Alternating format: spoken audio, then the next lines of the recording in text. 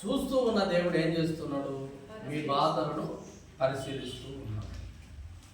ఈ సంవత్సరంలో ఈ పరిశుద్ధ పునరుద్ధాన దినమందు ఆలయంలో ఉన్న దేవుడు ఏం చేస్తున్నాడంటే, ఏ బాధలతో మందిరానికి వస్తూ ఉన్నారో, ఏ సమస్యలతో మందిరానికి వస్తూ ఉన్నారో, ఏ కన్నీళ్లతో దేవుని మందిరానికి వస్తున్నారో ఆయన ఏం చేస్తున్నాడంటే ప్రతి వ్యక్తిని చూస్తూ ఉన్నాడు.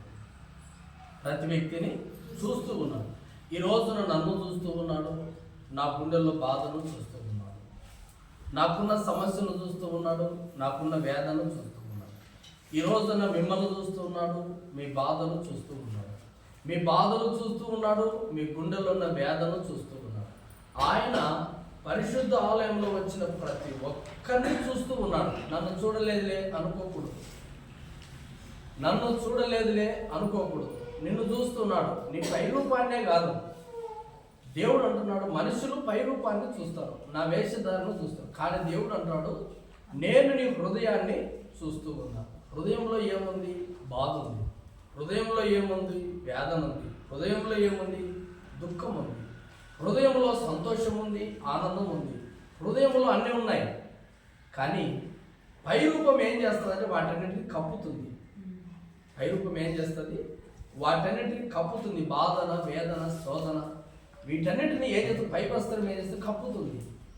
ఈరోజు మనుషులు అందరూ ఎలా చూస్తున్నారంటే మన పై రూపాన్ని చూస్తున్నారు, మన ధనాన్ని చూస్తున్నారు, మన హోదాను చూస్తున్నారు, మన డబ్బు చూస్తున్నారు, మన ఇల్లు చూస్తున్నారు, మనం చేస్తున్న వ్యాపారం, మనం చేస్తున్న సమస్తాన్ని చూస్తున్నారు. కానీ దేవుడు అది చూడలేదు. ఏం చేస్తున్నాడు? నేను నిన్ను చూస్తూ ఉన్నాను. కానీ దేవుడు ఏం చేస్తున్నాడంటే మనుషులంతా పై రూపాన్ని చూస్తే దేవుడు ఏం చేస్తుంది? హృదయాన్ని చూస్తుంది. ఎందుకు ప్రభా? ఆ హృదయంలో బాధ ఎక్కువ ఉంది, ఆ హృదయంలో వేదన ఎక్కువ ఉంది, ఆ హృదయంలో కన్నీళ్ళు ఉన్నాయి, ఆ హృదయంలో ఎంతో శోధన ఉంది. ఆ శోధనల చేత ఒకవేళ దేవుని ఆలయానికి ఎందుకు వస్తారంటే చాలా మంది, కొంతమంది పరలోక రాజ్యాన్ని సంపాదించుకోవాలని కొందరు వస్తున్నారు, కొంతమంది రోగాన్ని పోగొట్టుకోవడానికి కొందరు వస్తున్నారు, మరికొందరు ఏం చేస్తున్నారంటే బాధను దేవునికి చెప్పుకొని తేలిక చేసుకుందామని వస్తున్నారు. తీరని బాధలకు కొంతమంది. ప్రభు అంటున్నాడు, ఈరోజు అలాంటి వారందరూ నేను చూస్తూ ఉన్నాను. చూస్తే ఉండలేదు, కానీ నేను మీ హృదయాన్ని అంతా నేనేం చేస్తున్నాను? పరిశీలన చేస్తున్నాను. ఈ రోజున పరిశీలన చేసే దేవుడి దగ్గర నువ్వేం చేయాలి? ఈ రోజున ప్రభు మొదటిగా చెప్తే మీరు దిద్దుకోనండి అన్నాడు. కరెక్టే. దేవుని మందిరంలోకి వచ్చేటప్పుడు మొట్టమొదటిగా ప్రభా నేను పాపిని, నేను చేస్తున్న క్రియలు మంచివి కాదు, మా నడతలు మంచివి కాదు ప్రభా, నీ ఆలయంలోకి వస్తున్నాను, దయచేసి వాటన్నిటిని తీసివేయండి ప్రభా అని ప్రార్థన చేసుకుంటూ దేవుని ఆలయంలో ప్రవేశించాం. మంచిదే. ప్రవేశించిన నిన్ను ప్రభు పరిశీలిస్తున్నాడు. ఇప్పుడు ఏం చేస్తున్నాడు? నీవు ఇప్పుడు చెప్పబడిన వాక్య ప్రకారం నువ్వు వాటన్నిటిని తొలగించుకున్నావా, ఉంచుకున్నావా? ఒక మాట ప్రశ్న అడుగుతున్నావు. వాటన్నిటిని తొలగించుకున్నది ప్రభు అంటున్నాడు, నేను నీకు నీ హృదయాన్ని చూసిన దేవుణ్ణి. ఒక్క మాట రెండవ సమూయేలు గ్రంథం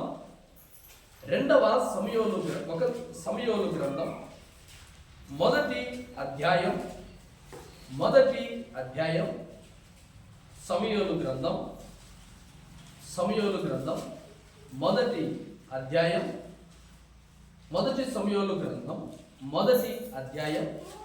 15వ వచనం చదువుకుందాం. సమూయేలు మొదటి గ్రంథం, దయచేసి క్షమించాలి, మొదటి గ్రంథం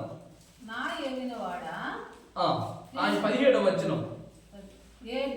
ఏలి నీవు క్షేమముగా వెళ్ళుము. ప్రభు అంటున్నాడు ఈ సమయమందు, నీవు క్షేమంగా వెళ్ళు. దేవుని మందిరంలోకి వచ్చావు, దేవుడు నిన్ను చూశాడు, నిన్ను పరిశీలించాడు, నీ హృదయములో అంతర్భాగములో ఉన్న బాధనంతటి దేవుడు తెలుసుకున్నాడు.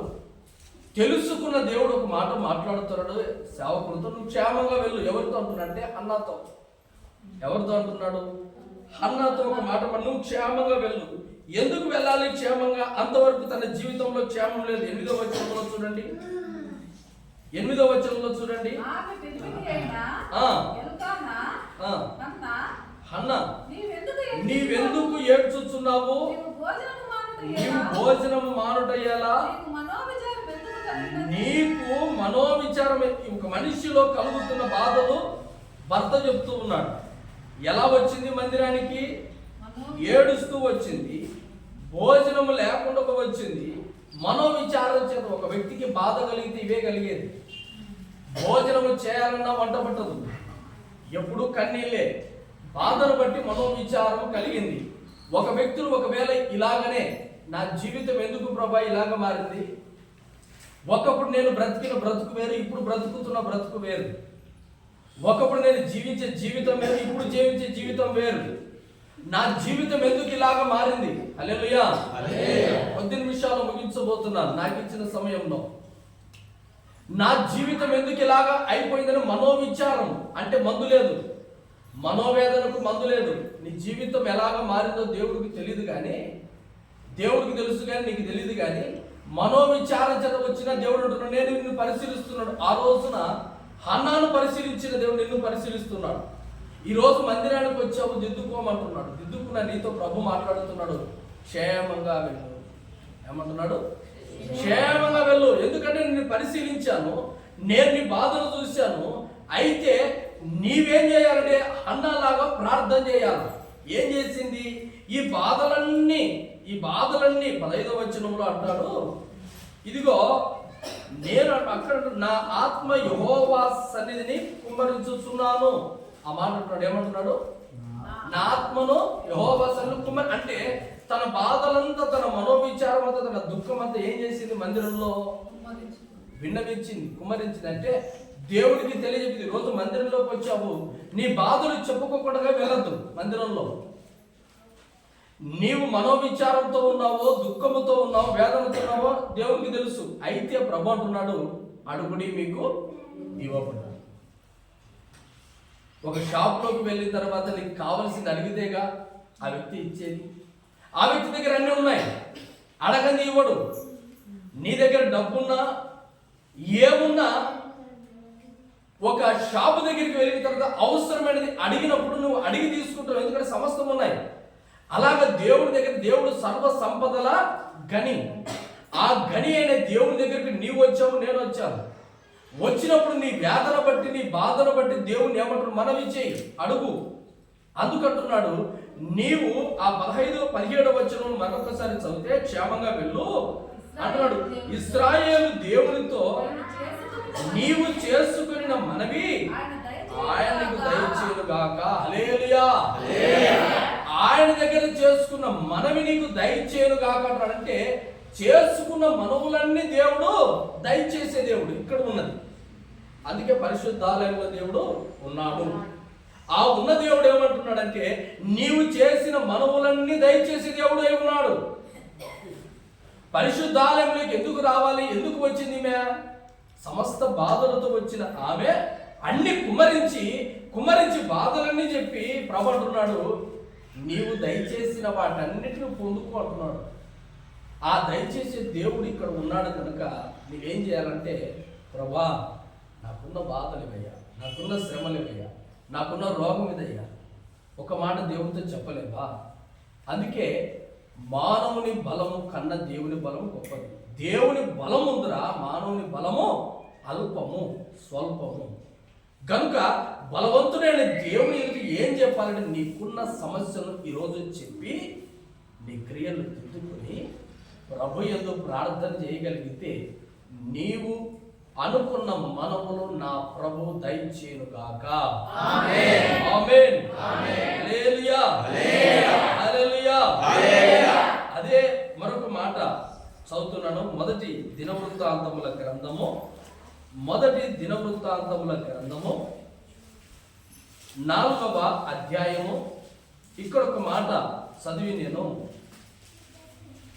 4వ అధ్యాయము 9వ వచనం.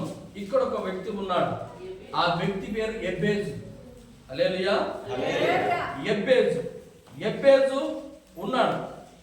ఆ మాటకు ఎబ్బేజు అన్న మాట తల్లి ఏమంటుందంటే, అక్కడ మాట చదవండి. తన సహోదరుల కంటే ఘనము పొందినవాడై ఉండెను. వేదనపడి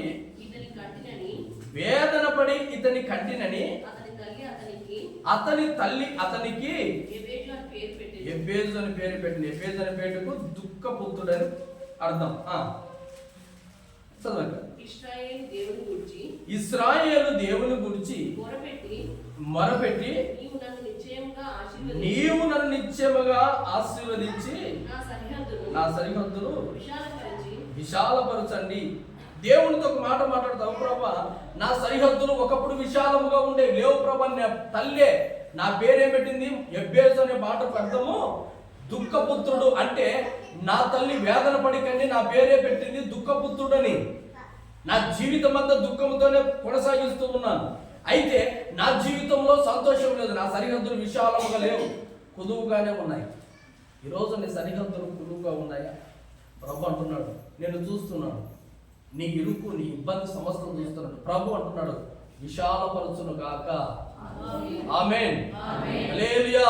ఈ రోజున నీ కుటుంబంలో నీ జీవితంలో ఇరుకులో నీవు విశాలత కలుగజేసే దేవుడు మాట్లాడుతున్నాడు. నేను నిన్ను పరిశీలిస్తూ ఉన్నాను.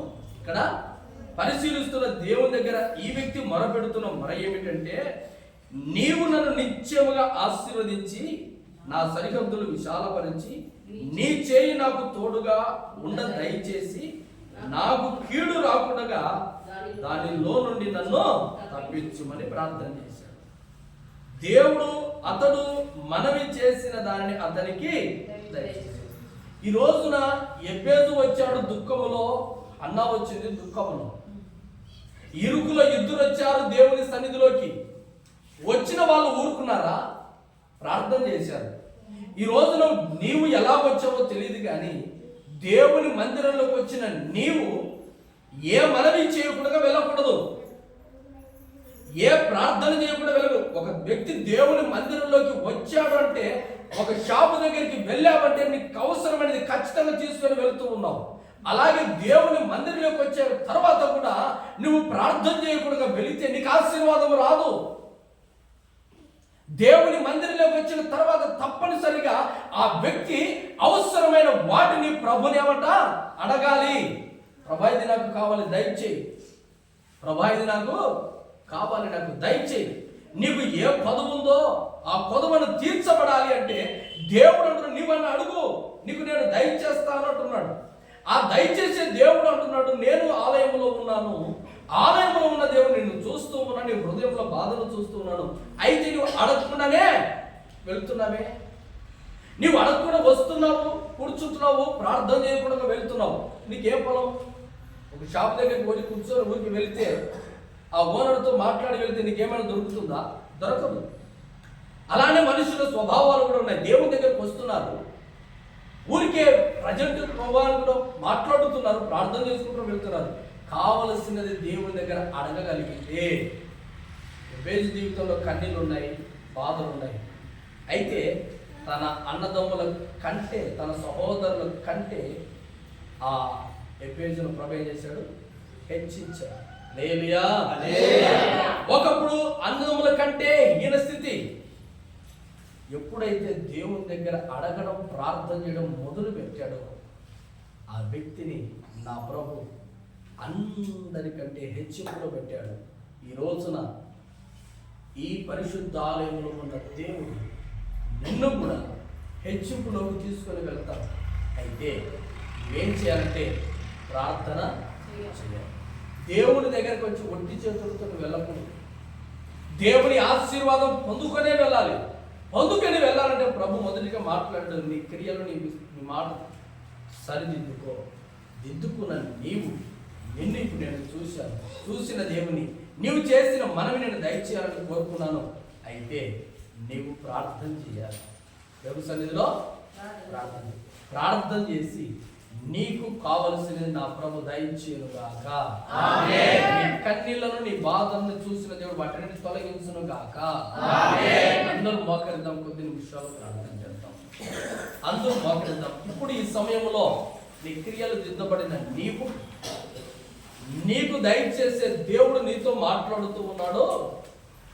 ఇప్పుడు సమయంలో నీ మనస్ఫూర్తిగా ప్రార్థన చేసేవాడవై ఉండాలి. స్తోత్రం స్తోత్రం స్తోత్రం ప్రభా. యేసయ్యా నీకు స్తోత్రం ప్రభా. యేసు రాజా